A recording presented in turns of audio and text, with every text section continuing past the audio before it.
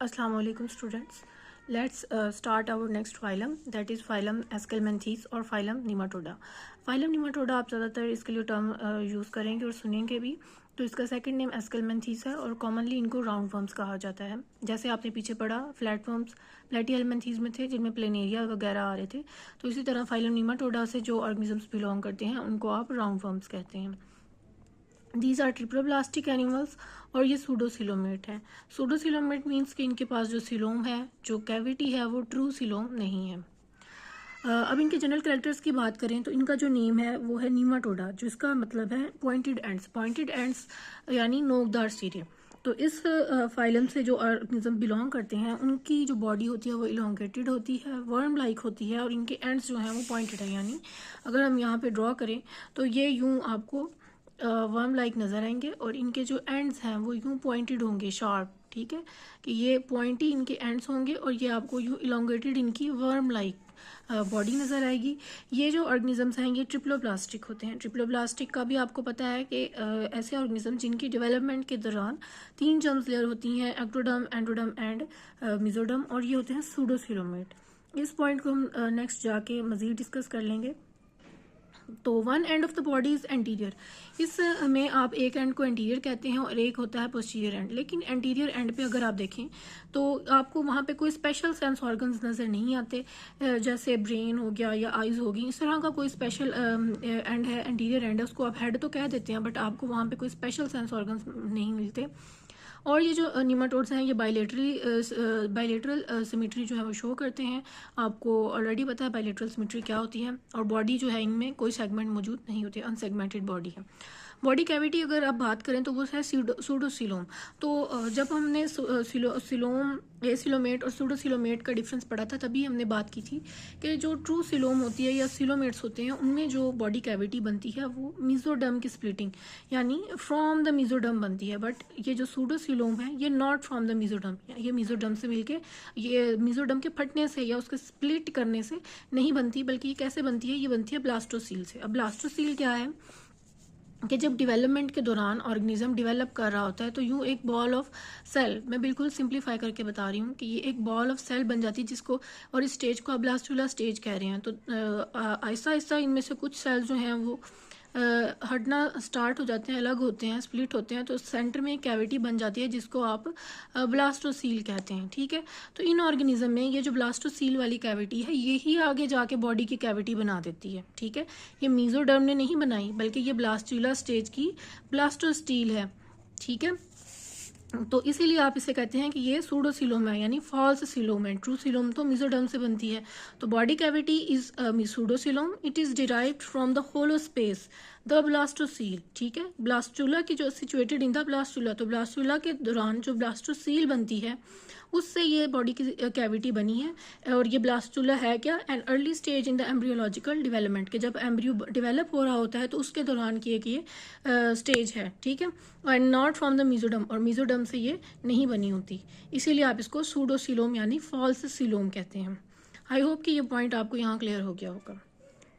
It consists of a number of vacuolated cells filled with a protein-rich fluid which develops hydrostatic pressure. अब इस worm की बात कर रहे हैं कि इसके अंदर क्या होता है कि फ्लूइड भरा होता है. ठीक है, तो फ्लूइड की वजह से क्या होता है, यहाँ पे एक हाइड्रोस्टैटिक प्रेशर क्रिएट होता है, इनका एक हाइड्रोस्टैटिक स्केलेटन बनता है. आप यही समझ लें कि आप एक गुब्बारा लें और उसमें आप क्या करें, पानी को फिल कर दें तो गुब्बारे के पास क्या आ जाएगा, एक स्ट्रक्चर आ जाएगा. तो इसी तरह इनके अंदर भी जो है ना वो फ्लूइड होता है. और वो फ्लूइड किस चीज़ से रिच होता है, प्रोटीन से रिच होता है. वो क्या करता है कि इनके अंदर एक प्रेशर, हाइड्रोस्टैटिक प्रेशर जनरेट कर देता है, एक बॉडी को शेप देता है.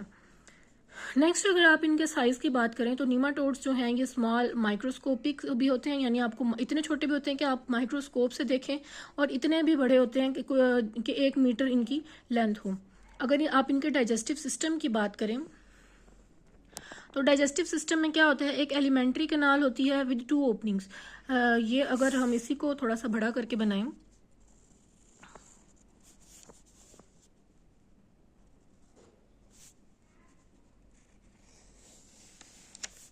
तो ये अगर मैंने वर्म बनाया है तो इसी के सेंटर से क्या होगी, एक एलिमेंट्री कैनाल जो है वो पास करेगी.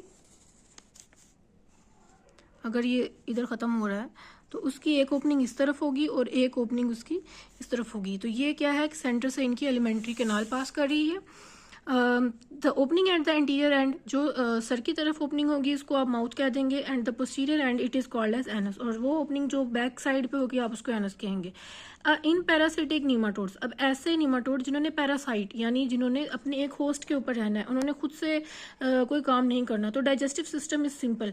तो अगर उन्होंने सारी फूड ही अपनी होस्ट से लेनी है और इंजाइम्स भी उसी के यूज़ करने हैं, तो उससे अपने डाइजेस्टिव सिस्टम का कॉम्प्लेक्सिटी की कोई ज़रूरत नहीं है, उसका डाइजेस्टिव सिस्टम बहुत सिंपल होता है। अ fluid filled space is present between the body wall and alimentary canal. तो यहाँ से अगर आप देखें कि ये अगर बॉडी की वॉल है और ये एलिमेंट्री कैनाल है, तो इसके दरमियान क्या होगा, फ्लूइड, इस खाली जगह में फ्लूइड फिल होगा। तो इस फ्लूइड फिल ये जो फ्लूइड है ये प्रेजेंट है कहाँ पे, दोनों तरफ। ये सेंटर में क्या है, एलिमेंट्री कैनाल, ये बॉडी वॉल और ये बॉडी वॉल। तो इसकी वजह से क्या होता है कि एक tube with in tube like structure जो है वो आपको नीमाटोड्स में नजर आता है, यानी वो खुद भी क्या है, खुद भी एक ट्यूब है और उनके अंदर से भी एक ट्यूब गुजरी है, यानी एक ट्यूब है जिसके अंदर भी क्या है, एक ट्यूब है। तो ये मोस्टली जो है वो क्वेश्चन आ जाता है कि ट्यूब विद इन ट्यूब जो सिस्टम है ये किन के अंदर प्रेजेंट है, तो ये आपने याद रखना है, ये नीमाटोड्स के अंदर प्रेजेंट होता है। ठीक है, अब अगर इनके एक्सक्रीटरी सिस्टम की बात करें, यानी डाइजेशन की तो अब हमने बात कर ली, अब हम एक्सक्रीशन की बात करें, तो एक्सक्रीटरी सिस्टम में जो है वो आप देखेंगे कि दो लॉन्गिट्यूडनली रनिंग एक्सक्रीटरी कैनाल इनमें प्रेजेंट होगी, जो एंटीरियर एंड पे आके मिल जाती हैं, which unit at the anterior end to form a single canal that open to the exterior through an excretory pore on the ventral surface। तो ये भी आपको यहाँ पे ड्रॉ करके समझाती हूँ कि फिर से अगर हम इनका स्ट्रक्चर यूँ ड्रॉ करें, तो मैं आपको बहुत सिंपली बता रही हूँ कि ये अगर इनकी बॉडी है तो ये इस तरह करके इनके अंदर एक कैनाल आप समझें कि ये जा रही है एक्सक्रीटरी, और एक एक्सक्रीटरी कैनाल ये, और इसी तरह एंटीरियर एंड से भी। तो ये आके क्या करती हैं, एक जगह पे आके सब कैनाल आपस में मिल जाती हैं। ठीक है, और ये इसकी वेंट्रल सरफेस है। तो यहाँ से इस कैनाल से एक एक्सक्रीटरी बोर बनता है, जो यूं बॉडी के, ये भी एक कैनाल है एक्सक्रीटरी, ये भी, और ये आके एक जगह पे मिलती हैं, और वहां से बाहर वेंट्रल सरफेस पे एक पोर बनता है जिसको आप एक्सक्रीटरी पोर कहते हैं। ठीक है, तो ये इसकी डॉर्सल सरफेस है, ये है इसकी वेंट्रल सरफेस। ठीक है, तो यहाँ से क्या हो रहा है कि ये एक जो जितना भी एक्सक्रीटरी मटेरियल है ये इनकी बॉडी से बाहर निकाल दिया जाएगा। ठीक है, ये बहुत ही एक सिंप्लीफाइड सा वर्जन मैंने आपको बताया है।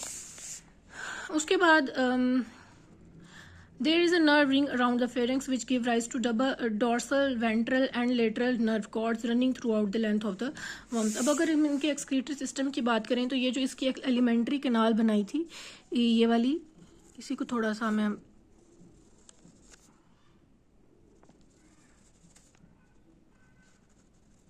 जी, तो ये जो एलिमेंट्री कैनाल है इसी के बाहर यहाँ पे एक फेरेंक्स यानी उनके इंटीरियर साइड पे ही एक नर्व रिंग प्रेजेंट है। ठीक है, इस नर्व रिंग से क्या होगा कि इस नर्व रिंग से आप देखें कि आपको नर्व कॉर्ड्स निकलती हुई नजर आएंगी।